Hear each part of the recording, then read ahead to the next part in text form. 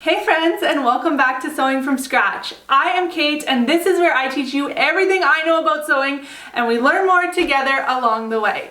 So today's video is one last Christmas tutorial video. When I was deciding what to put in this video, I had a criteria with 3 points that needed to be met. Number 1, it had to be fast because these are last minute gifts. Number 2, they needed to be easy, no extra presser feet, no fancy schmancy stuff, easy peasy. And number 3, they had to be made with things you probably already have on hand.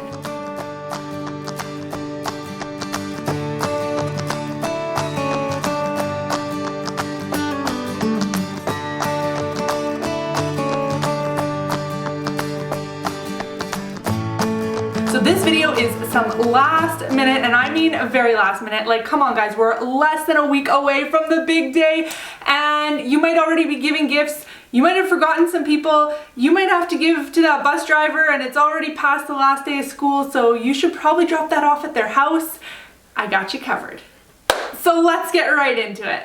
First up, we're making these adorable little hanging ornaments, and I think this can be made in so many different ways. You can put any kind of decal or paint or embellishments, pom-poms, sequins, whatever you want, you can put on this. And I think that is the beauty of handmade gifts, is that you can totally customize them to whatever your recipient would love. I am using my Cricut Maker to cut these out, but you could easily just draw up your own stencil or print something off of Google Images or Word document and get your own little stencil going. I'm doing a star. I also did a round Christmas ball shape. I really ended up liking the star best in the end though. You can definitely add some vinyl to this, anything like, baby's first Christmas, or if a friend of yours got married, maybe such and such's first Christmas together, like as a wedding, married couple. You could do one with a paw print on it to commemorate maybe a pet that was lost that year. You could really do anything, make it super thoughtful or not. Maybe you just want to use some cute fabric like I'm doing in this part of the tutorial. So all you're going to do is cut out 2 pieces of fabric, sew them together, wrong sides together, and leave a gap for stuffing. If you want to add a hanging string when you're sewing, just stick it in the inside and sew right over top. Now you definitely don't have to do stuffing. I just thought it added a nice little dimensional touch to it. So I am just using some scrap fleece that's actually going to be shown later in this video too. So stuff it with batting or scraps or really anything, newspaper even, and finish stitching it up. I use my pinking shears to cut around the edge just as a precautionary measure against fraying, and then I just added in a little gold thread to hang it from. And that's it. So easy. If you are adding a decal or painting, I do recommend doing that before you sew your pieces together. It'll just be a lot easier to work on when it's flat and a single layer.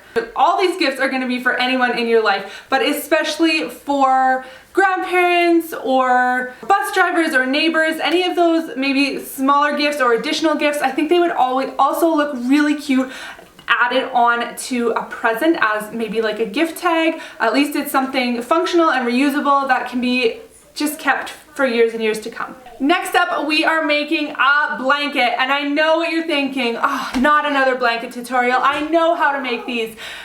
Yeah, I know, but this one is super quick and super easy, and there's a few things I wanted to mention about it. So the fabric I'm using was actually originally a blanket that I purchased, and then I made a house coat out of it for one of my grandmas for Christmas gift, and I had this little piece of blanket left over. So you'll see me, I'm just squaring it up, kind of making it a rectangular shape. Work with whatever you have. I mean, even if it's a circle, that's pretty cool. So you're just gonna wanna kind of make an even shape, and then all you're gonna do is hem the edges. That's it. 1 layer of fabric, super easy. This one, like I said, used to be a blanket, so it did already have a single fold cover stitched hem. So I'm just matching that with my own cover stitch machine. If you don't have a cover stitch, no problem. You could serge the edge and then either single or double needle top stitch it, or just use a double needle or use a zigzag. It's kind of going to depend a little bit on your fabric, but more so just whatever you feel like. I think this would work really well in fabrics such as fleece or minky, but if you don't have those on hand, you could definitely use remnants of something like flannel or a sweater knit or even French terry. I also think this would be really beautiful in a lighter weight fabric, something like a double gauze or a linen. Personally, I am always hot, so I think linen and double gauze blankets are so dreamy. This works great for babies, but it can also be great for in the car seat for toddlers, or if somebody who does a lot of driving, maybe a bus driver, or maybe somebody who travels a lot for work, just as a lap blanket. If it's nice and small and compact, it's not too bulky to work in. You could also give it to somebody who sews or who sits at a desk all day and wants something on their laps. Maybe somebody who is restricted in their movements and spends a lot of time in a chair or even a wheelchair, or even somebody who spends a lot of time going through treatments and maybe just wants that little extra bit of comfort with them. So I think this makes a great gift, not only just for anybody who wants to cuddle up on the couch, but for a lot of different occasions as well.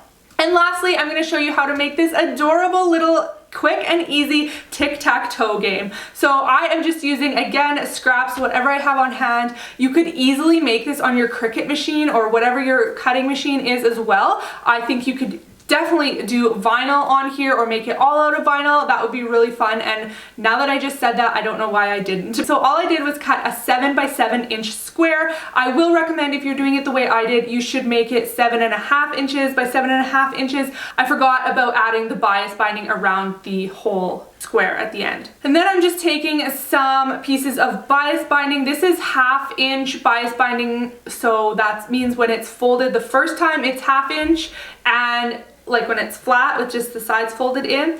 And then it was folded again, but I just pressed it open, the pieces that I needed for the grid pattern, and I just cut 4 pieces that were the size of my square, so 7 inches, and then I laid them out over top of markings that I made where they needed to be, and then they were evenly spaced at about 2 1/3 inches, and then I just stitched them down. I experimented with my cover stitch here, but I was really not happy. I thought about doing a zigzag stitch over the top, but in the end it was just quickest and easiest just to do a straight stitch on the edge of each piece, so each piece ends up getting stitched down twice. Doesn't take very long, and it just is the cleanest finish.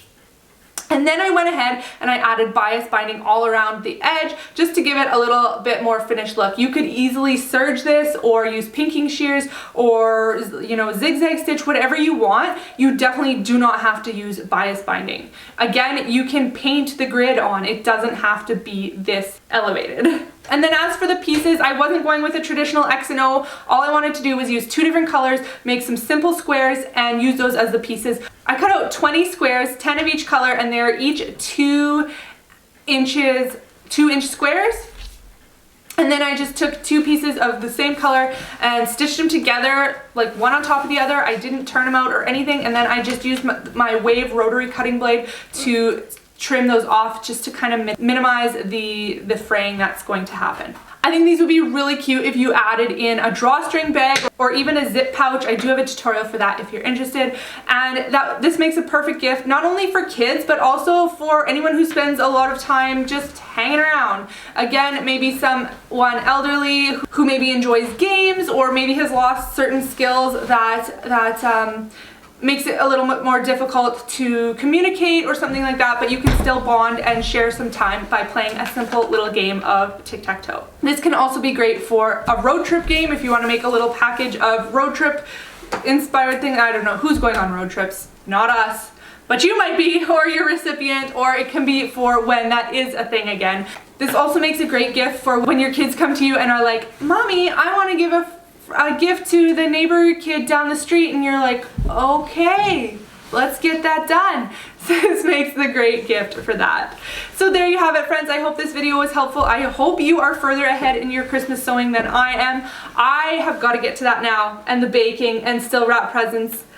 And it's not even a regular Christmas year. I hope you're having a fabulous weekend. Don't forget to hit the thumbs up button on this video and subscribe to my channel. It really does help me out, and I truly do appreciate it. Have a wonderful holiday season. Merry Christmas if you celebrate Christmas, and I will see you in the next video. Bye!